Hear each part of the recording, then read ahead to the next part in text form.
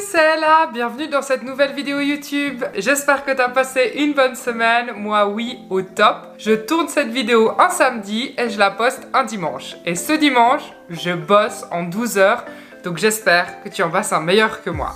On va tout de suite rentrer dans le vif du sujet. J'ai envie de vous parler des pires erreurs Instagram que je vois et franchement, j'ai plus envie de voir ça. Vraiment, j'ai pas la science infuse, je sais que je fais aussi des erreurs. J'ai pas un gros compte, mais j'ai quand même envie de vous partager ces quelques petites choses que j'ai remarquées et qui peuvent vous aider. Évidemment, si vous aussi vous avez remarqué des choses et que vous avez envie de les partager avec moi, n'hésitez pas à le faire en commentaire. Ça me ferait super plaisir d'avoir votre point de vue, vos remarques, vos tips et astuces pour m'aider moi aussi et pour aider les autres qui vont les lire. Je tiens à dire que j'ai pas trié les erreurs par ordre d'importance parce qu'à mes yeux elles sont vraiment toutes à bannir. La première chose, c'est de découper ses photos par 3, 6, 9. Il faut vraiment pas le faire. Parce que dans le fil d'actualité, les gens ils vont voir seulement une petite partie de la photo. Elle va pas du tout être belle, elle va pas être esthétique, elle va pas être intéressante. Donc elle aura absolument aucune raison d'être likée ni regardée. Les gens vont trouver ça peut-être à peu près cool, même si je trouve que c'est un peu dépassé personnellement. Désolé si vous le faites, c'est pas pour vous offenser, mais enfin en tout cas c'est pas mon genre. Instagram calcule le nombre de temps que vous passez sur une photo, le nombre de likes, le nombre de commentaires, le nombre d'interactions, partages, etc. Et tout ça, ça va être pris en compte pour savoir à combien de monde il va montrer votre publication. Et si votre publication n'a aucune interaction parce qu'elle n'est pas intéressante, eh bien, il va pas du tout la montrer, elle va pas avoir de bonnes statistiques, vous n'allez pas être vu dans les hashtags. Généralement, quand les gens tombent sur votre compte, ils vont y rester que quelques secondes. Ces quelques secondes sont déterminantes pour savoir s'ils s'abonnent ou pas. S'ils doivent commencer à scroller pour pouvoir voir d'autres publications parce que la vôtre prend presque toute votre page d'accueil, les gens vont tout de suite quitter, ils vont pas rester. Le deuxième point, c'est de ne pas mettre de légende. Je sais qu'il y a des gens qui mettent des petites phrases qui sont un peu accrocheurs ou avec des citations. Ça peut marcher, il n'y a pas de souci si vous faites ça. Mais si vous mettez pas de légende du tout, c'est vraiment... Moi j'avoue que je cherche toujours à écrire quelque chose qui puisse peut-être en intéresser certains, même si je sais que ma vie n'est pas forcément intéressante. Mais j'essaye de trouver quelque chose qui engage l'interaction, où vous puissiez me répondre, avoir une opinion, quelque chose à me dire ou à partager. Et comme ça, on échange dans les commentaires. Ça fait plus de commentaires, ça fait rester les gens plus longtemps sur ma publication parce qu'ils lisent ma légende. Donc j'ai plus de points et je suis montré à plus de monde. Je trouve aussi que c'est un super moyen de montrer sa personnalité et de pouvoir dévoiler 2-3 choses sans forcément que ce soit personnel, de pouvoir échanger, de pouvoir discuter, voilà, je trouve ça chouette. Ensuite, il faut répondre aux commentaires. Quand quelqu'un prend le temps de vous répondre, de dire quelque chose de gentil ou de donner son point de vue, répondre à votre question ou j'en passe, il faut prendre le temps de lui répondre. Je pense que si tu regardes cette vidéo, c'est que t'es pas Lena Situation avec des milliers, des millions de followers. Donc à mon avis, tu peux trouver le temps de répondre. Après, libre à toi, tu fais comme tu veux. Hein. Encore une fois, c'est mon avis, c'est mes conseils. Même moi, si je commence à commenter tes photos régulièrement et que je vois que tu me réponds jamais, ben, je vais me sentir un peu nulle. Je trouve ça plus sympa et plus respectueux s'il y a quelqu'un qui a pris le temps de commenter ma photo. J'ai bien envie de lui rendre ce temps-là ou en tout cas de le remercier. C'est aussi important parce que, imaginons si quelqu'un partage quelque chose avec vous et que vous lui répondez avec une autre question ou avec autre chose, il va y avoir encore plus de commentaires, il va peut-être encore avoir quelque chose à dire. Donc tout ça, c'est encore plus de temps, encore plus d'interactions, encore plus de bons points pour votre Insta et surtout pour créer des liens. Ensuite, j'aurais dû le dire avant, mais dans le même esprit que les photos découpées, il ne faut pas mettre une photo blanche, votre photo et une autre photo blanche pour que ça fasse un joli feed. Parce que ça veut dire qu'une photo sur deux qui va apparaître dans l'actualité des gens de votre part, ça va être une photo blanche. Ou une photo toute noire, ou ce que vous voulez. Mais ça intéresse personne. Enfin, moi je vais jamais liker, je vais jamais rester, je vais jamais commenter une photo blanche ou une photo noire. C'est pas cool. Ça aussi, ça va complètement plomber votre algorithme. Quand vous allez publier une jolie photo intéressante avec un vrai contenu, Instagram va pas le mettre en avant parce que la photo d'avant, vous aurez eu une mauvaise stat. Instagram, pour montrer votre publication, il va pas se baser uniquement sur les statistiques de cette photo, mais il va aussi se baser sur les statistiques des publications précédentes.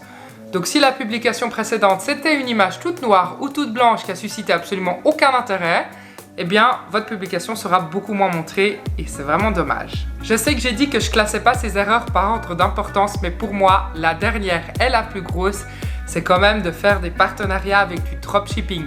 Ça, franchement, s'il vous plaît, renseignez-vous, faites attention.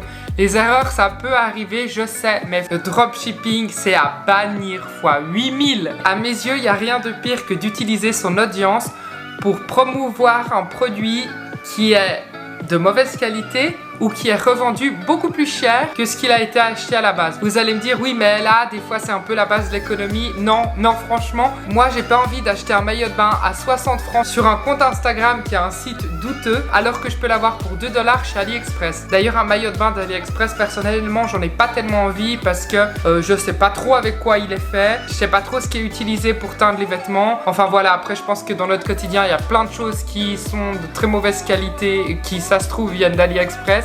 Mais si je peux éviter d'en acheter consciemment, c'est volontiers. Sur mon blog adventurezella.ch, j'ai fait tout un article concernant les faux partenariats. N'hésitez pas à aller le voir si ça vous intéresse, mais je vais quand même vous donner quelques infos ici. Premièrement, quand vous avez sous votre photo des commentaires qui vous disent « Va voir tes DM, je t'ai envoyé un message » ou bien « Contacte ce compte si tu veux un partenariat, etc. » Eh bien ça, souvent, c'est du fake. Parce que les commentaires sont envoyés par des robots, ils viennent automatiquement, c'est pas quelqu'un qui les a écrits, mais ça, probablement, vous vous en doutez. Souvent, vous avez des messages qui viennent soit de la part d'un compte un peu douteux avec très peu d'abonnés qui existe depuis pas longtemps qui dit « Oui, je travaille pour telle marque » avec un autre compte où là, il y a énormément d'abonnés. Ça, c'est aussi une arnaque. Quand une entreprise est intéressée par faire un partenariat avec vous, c'est le compte officiel qui vous contacte presque à chaque fois. Pour ma part, c'est toujours les comptes officiels de la marque qui m'a contacté. Si la marque n'est pas connue, il faut se renseigner. Il faut chercher sur Google, il faut chercher avec des recherches Google Images pour voir sur quel autre site ces photos apparaissent. Il faut poser des questions. Et sachez que si vous devez payer quelque chose, c'est sûr et certain qu'on est en train de se moquer de vous. Un partenariat, c'est gratuit. Soit vous recevez des produits gratuitement, soit vous vous faites payer, mais à aucun moment vous devez débourser un seul centime de votre porte-monnaie. Sinon, ça veut dire que vous êtes en train de payer pour faire de la publicité pour quelqu'un d'autre. C'est pas normal, c'est qu'il y a un truc qui cloche, et puis c'est pas logique. J'ai comme exemple une fois un site de bijoux qui m'a contacté pour faire un partenariat avec eux. Ils m'ont dit que j'aurais droit à 50 € de bijoux gratuits chez eux, mais qu'il fallait juste que je paye la livraison. Bah non, du coup. Je vais pas payer pour faire la promotion d'un produit que j'ai pas projet d'acheter en plus de ça. Je dis pas que c'est tout le temps le cas, mais cette fois-ci, je m'étais vraiment bien renseignée et j'avais compris qu'en réalité, la marque gagnait des sous avec les influenceuses uniquement. Son but, c'était pas de vendre ses produits, c'était de trouver des influenceuses qui payeront la livraison. Et rien qu'avec les sous que vous alliez leur verser pour la livraison, ils arrivaient quand même à rentabiliser leurs produits. Donc vraiment, faites gaffe à ne pas vous faire arnaquer. Pour une marque, une fois, je m'étais vraiment bien renseignée et ils me proposaient de faire la promotion de leurs bijoux. J'avais, je sais pas, 50 € de bijoux gratuits, on va dire, et je ne devais payer que la livraison pour en faire la promotion. Bah là, déjà, c'est pas correct. Je vais pas payer la livraison d'un produit que j'étais pas sur le point d'acheter pour en plus en faire de la pub. Elle leur rapportait des sous. En creusant un peu plus, j'ai découvert qu'en réalité, avec le prix qu'ils me demandaient pour la livraison, ils arrivaient même à se faire une marge. Donc en réalité, ils n'avaient même pas besoin que je vende le produit à qui que ce soit pour que ce soit bénéfique pour eux. Je leur ai dit que c'était une arnaque, que j'avais vu leurs bijoux sur d'autres sites pour bien moins cher. Ça les a tout de suite braqués. Ils ont publié en story des photos de mon compte, de notre conversation, pour dire que j'étais une menteuse, une arnaqueuse, qui essayait de les couler, une personne malveillante qu'il fallait absolument bloquer et signaler. Aïe aïe aïe aïe aïe. Bon, vous êtes tordus, je suis désolée, je sais pas pourquoi il a fallu que je touche la caméra, j'arrive pas à la remettre droite. Vous avez remarqué qu'ici j'ai un lampadaire. Depuis que j'habite ici, ça fait bientôt 2 ans et j'ai toujours pas mis d'ampoule. Dis-moi si toi aussi t'as des lampes auxquelles t'as jamais mis d'ampoule. Je me déplace parce que je commence à avoir la ligne du store ici. Bon, on arrive à la fin de ces conseils. Comme je t'ai dit en début de vidéo, n'hésite pas à mettre en commentaire s'il y a des erreurs que j'ai pas citées. Tu peux passer me dire coucou sur Instagram, @adventurezella. Ça me ferait super plaisir de voir ton profil et d'échanger avec toi. Et pour finir, si t'as aimé cette vidéo et que tu veux en voir d'autres, s'il te plaît, abonne-toi, lâche un like. Bref, si t'es encore là, écris en commentaire « J'ai vu ton chat », comme ça je saurai que t'es un vrai. Maintenant, je vais te montrer mon chat.